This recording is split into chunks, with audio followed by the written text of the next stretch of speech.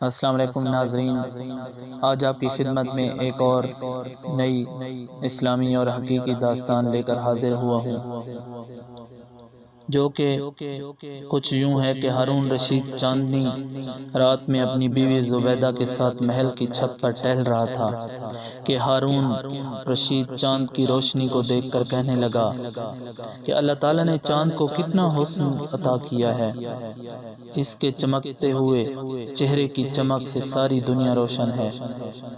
اللہ تعالیٰ کی مخلوقات میں چاند زیادہ حسین و جمیل ہے۔ تو زبیدہ نے کہا، اے ہارون، بے شک چاند میں حسن کی فراوانی ہے، مگر انسان اس سے کہیں زیادہ حسین و جمیل ہے۔ تو چاند کو انسان کی خاطر اللہ تعالیٰ نے پیدا کیا ہے، نہ کہ انسان کو چاندنی کی خاطر پیدا کیا ہے۔ بھلا چاند کا انسان سے کیا مقابلہ؟ یہ سن کر ہارون رشید کو طیش آ گیا اور کہنے لگا، تم اپنے آپ کو چاند سے زیادہ حسین سمجھتی ہو؟ تو زبیدہ نے کہا، ہارون، حضرت انسان چاند سے کہیں زیادہ حسین و جمیل ہے۔ تو ہارون نے غصہ میں آ کر کہا کہ اگر تو نے اسے ثابت نہ کیا تو میں تجھے طلاق دے دوں گا۔ یہ کہہ کر ہارون اپنے کمرے کی طرف چلا گیا۔ زبیدہ نے سوچنے لگی کہ اب اس کا ثبوت قرآن و حدیث سے کہاں سے پیش کیا جائے۔ جب دن چڑھا تو ہارون نے دوسرے دن علماء اسلام کو بلا کر کہا کہ میں نے رات کو اپنی زوجہ زبیدہ سے کہا ہے کہ اگر تم اپنی بات کو دلائل کے ساتھ ثابت نہ کر سکی تو میں تجھے طلاق دے دوں گا۔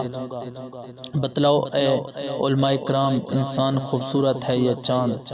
ادھر علماء اسلام نے سوچا کہ اگر ہم کہتے ہیں کہ چاند انسان سے لاکھوں گنا زیادہ حسین ہے تو زبیدہ کو طلاق ہوتی ہے، اور جو ہارون رشید کے لیے بھی ناقابل برداشت ہے، اور پھر ہمارے مذہب میں حلالہ کے سوا عورت کی طرف رجوع حرام ہے، اور اگر یہ کہا جائے کہ انسان چاند سے زیادہ خوبصورت ہے تو دلیل و ثبوت درکار ہیں جس کا ملنا محال ہے۔ یہ سوچ کر علماء نے ہارون سے کہا، آج شام تک ہم قرآن و احادیث سے تلاش کر کے سوچ سمجھ کر فیصلہ دیں گے کہ انسان خوبصورت ہے یا چاند۔ بس سارا دن مولویوں نے علمی گھوڑے دوڑائے مگر مقصود نہ مل سکا۔ آخر شام کو نماز مغرب کے بعد فیصلہ سنانے کا اعلان کر دیا کہ چاند انسان سے زیادہ خوبصورت ہے۔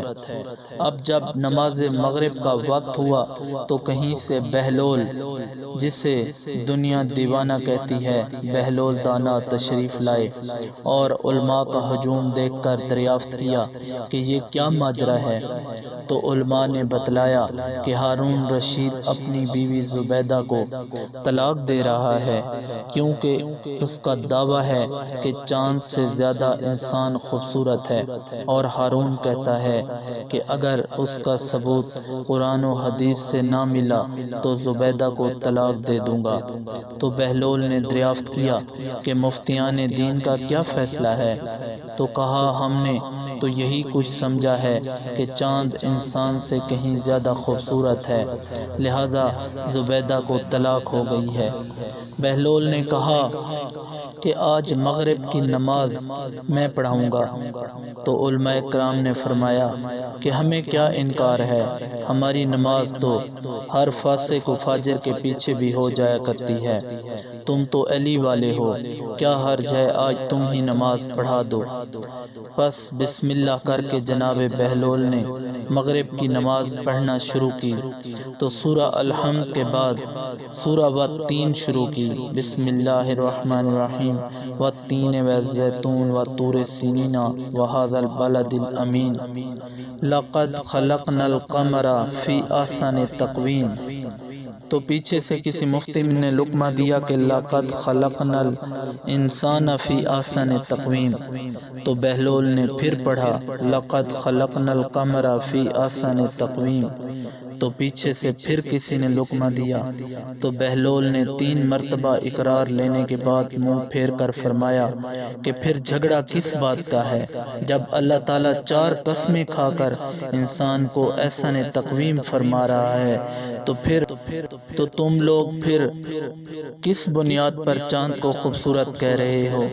اب علماء کو قرآن سے ثبوت مل گیا کہ اللہ تعالیٰ نے تمام مخلوقات سے افضل و اکمل، حسین و جمیل حضرت انسان کو ہی پیدا کیا ہے۔ اس نماز کے بعد کسی نے بلند آواز سے پوچھا کہ یہ شخص کون ہے جس نے ہماری رہنمائی کی ہے؟ تو ایک شخص نے کہا کہ یہ علی کا دیوانہ ہے، بہلول دانا۔